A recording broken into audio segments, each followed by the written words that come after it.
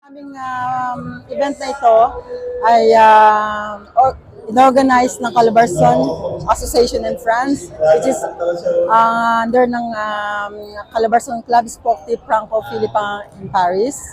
At marami pong dumalo ngayon sa gabing ito at 12 team po ang naglaro sa gabing ito.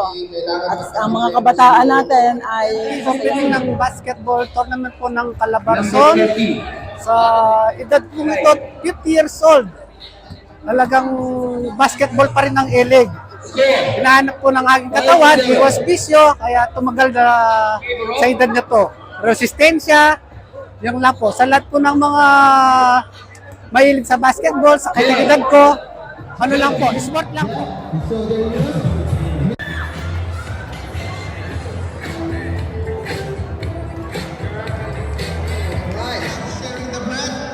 With their muse, Miss Joanna Marines.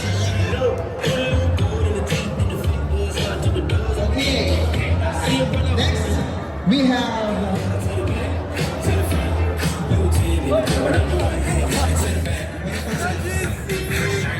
Okay, next thing we have. Say, girl, I know. Alright, next. I'll be shooting that shot like you can, girl, I know. Next, Tingin lang dito, tingin dito. final score for our best muse. Tingin. Miss Marie, saan po kayo? Lista pala.